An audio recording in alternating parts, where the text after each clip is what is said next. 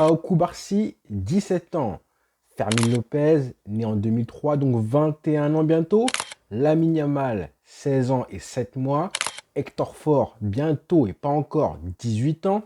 Marc Guiou, né en janvier 2006, donc qui vient d'avoir ses 18 ans. Depuis un an, le Barça de Xavi continue de faire sortir, de révéler et de pondre de nouveaux joueurs, de nouveaux cracks de la Masia, à tel point que les Ansu Fati, Gavi, Pedri ou encore Alejandro Balde paraissent désormais comme des joueurs confirmés, des anciens, limite des cadres du vestiaire tellement ils sont déjà installés depuis maintenant de très longs mois. Et là, depuis à peu près un an, on a du mal à suivre tellement tous les 2-3 mois, on a un nouveau crack de la Masia qui sort du nid comme ça de nulle part. Mais du coup, qu'est-ce qu'on va faire de toute cette oseille?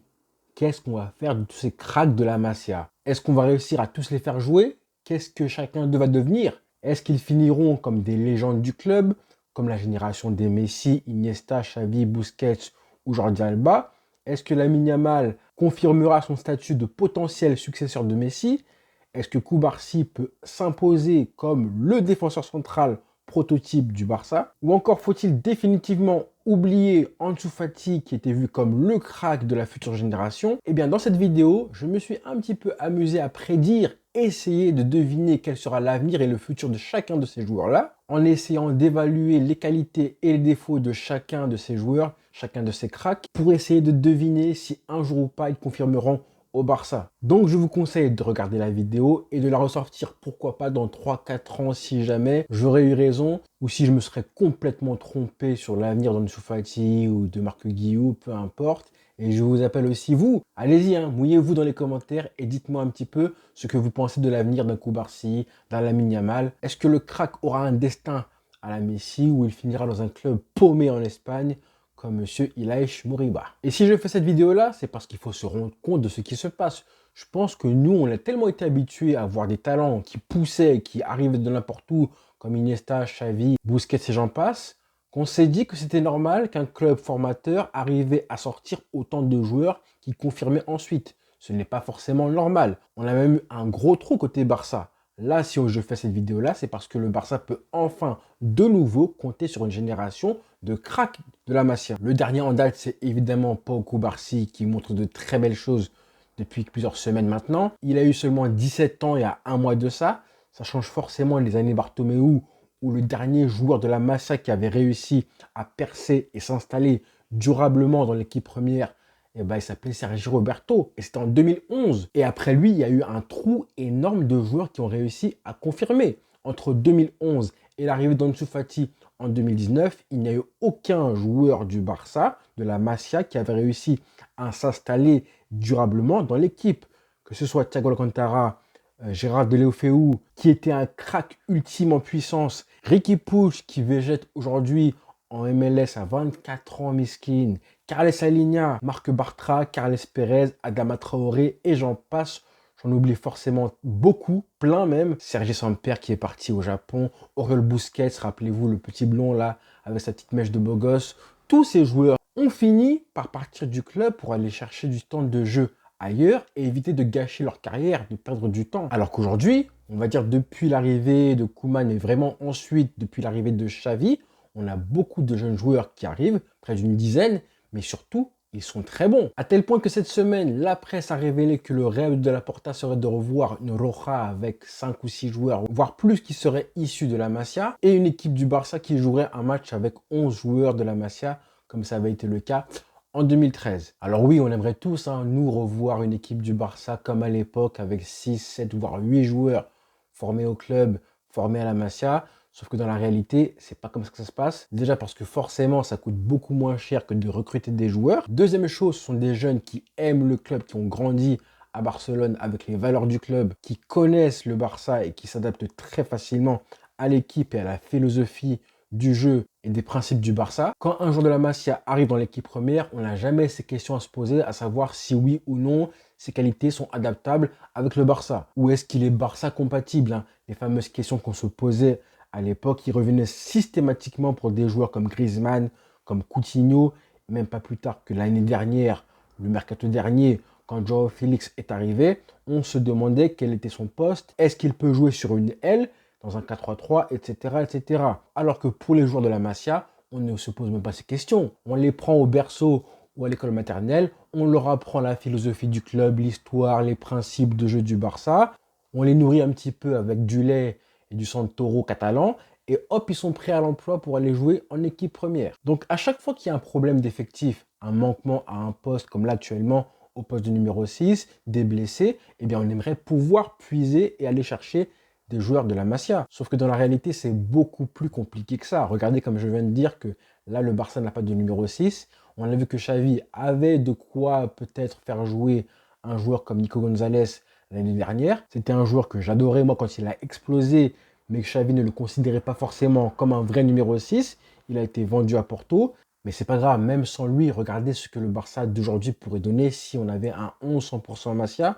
Ce serait du Iñaki Peña au goal, Alejandro Balde, arrière-gauche, Koubarsi, Araujo, même s'il a fait qu'un an au Barça B, il n'a pas fait forcément la Masia, Hector Fort, Gavi et Nico Gonzalez, si jamais Xavi l'avait gardé, Fermin Lopez, Lamine Yamal, Ansu Fati comme ailier, et devant, évidemment, Marc Guiou. Ce serait juste un 11 tout à fait normal et équilibré si jamais Xavi l'avait voulu. Mais tout ça, c'est évidemment dans la théorie. Dans les faits, il y a tous les ans des joueurs qui sont vendus, comme Nico Gonzalez l'année dernière, ou encore oubliés par le Barça, car tout le monde ne peut pas jouer logiquement. Il y a une concurrence qui est forcément établie dans chaque club, chaque équipe, des stars et des superstars à certains postes, et aussi évidemment plusieurs d'entre eux qui, même s'ils sont très bons, n'ont pas forcément le niveau international que le Barça demande et exige pour être un cadre européen. Raison pour laquelle presque chaque mercato, on voit certains joueurs de la Masia quitter le club ou être prêtés. Du coup, même si on a vu plusieurs jeunes se révéler cette année, et beaucoup, vous pouvez être sûr à 100% que malheureusement, ils ne confirmeront pas tous. Ils ne pourront pas tous assumer les attentes qu'on a par rapport à eux. Il y aura des pertes, il y aura du déchet, c'est normal. L'idéal, c'est qu'il y ait de moins de déchets possible et que le déchet soit vendu au prix fort ou prêté dans l'espoir que les prêts soient concluants. Évidemment, je parle d'Ansu Fati, mais lui, ce sera à la fin de la vidéo. Parmi tous ces joueurs, pour commencer, on va commencer évidemment par celui qui a le plus de chances de confirmer au Barça, c'est évidemment Lamine Yamal. Et lui, il est dans un contexte presque parfait pour confirmer, non seulement, mais aussi exploser au Barça. Il est jeune, il est hyper doué, même archi doué, c'est le joueur le plus talentueux de l'équipe et de l'effectif, j'ai envie de dire. Il a du temps de jeu et de plus en plus. Il a à son poste de la concurrence, certes, pour qu'on puisse le faire jouer sans le cramer trop souvent. Très important, hein, le faire jouer quand on a besoin de lui. Et dans les grands matchs, c'est hyper important. C'est le contexte parfait. C'est un petit peu à l'image de ce qu'on avait à l'époque avec Ludovic Giuly et Lionel Messi. Là, on a Rafinha comme concurrence, qui est un bon joueur, mais pas un super crack. Donc le Barça peut compter sur Rafinha. On peut le faire jouer. Ce n'est pas comme si le Barça devait systématiquement faire jouer Lamine Yamal parce que le Brésilien n'est pas bon du tout. Et à la fois Rafinha, ce n'est pas un crack ultime.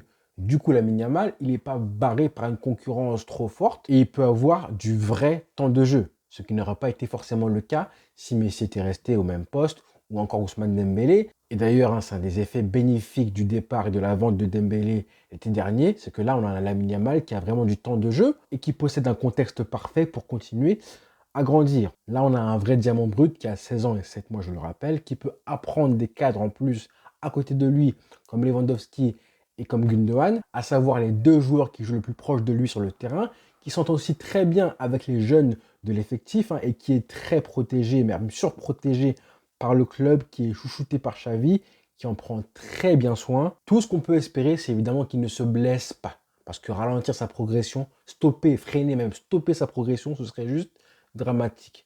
Tata Nzambe, s'il te plaît, pas de blessure. Et donc, si je devais utiliser une boule de cristal, je pense que Lamine Yamal, dans 2-3 ans, on est tous d'accord pour dire qu'il devrait avoir, à 20 ans, le numéro 10, être le meilleur joueur de l'équipe, indiscutablement. Il sera intransférable, ce sera forcément la tête de gondole du Barça.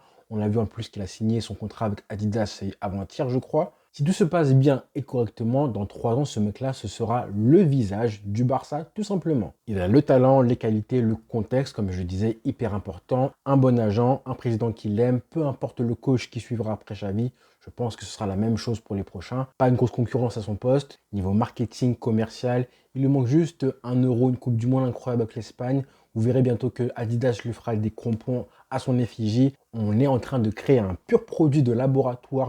une machine, une star, une étoile, ce que vous voulez, c'est une tête de gondole. Donc à part une blessure, on a juste à attendre que Lamine Yamal lui-même prenne l'équipe sur ses bras, prenne le pouvoir dans l'équipe.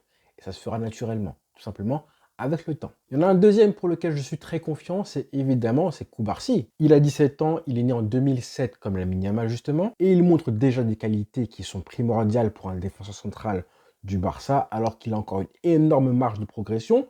Déjà, on peut parler quand même de ses qualités défensives. On voit que c'est un défenseur qui est assez dur à passer en 1 contre 1, qui anticipe très bien aussi. Et puis voilà, il a une très belle relance, peut-être déjà la meilleure de l'équipe. On voit qu'il ne stresse presque pas du tout quand il a le ballon, balle au pied. On voit qu'il est à l'aise, qu'il est techniquement assez doué, qu'il ne stresse presque pas du tout quand il a le ballon dans les pieds, malgré le pressing adverse. Ça, ce sera évidemment à confirmer prochainement dans les grandes échéances et dans 2-3 ans en Ligue des Champions, dans les grands matchs, quand il aura perdu cette espèce d'insouciance qu'il a de la jeunesse. Mais c'est un mec, hein, c'est un défenseur, quand tu le vois jouer, tu ne le connais pas, tu comprends tout de suite que c'est un pur produit de la Masia.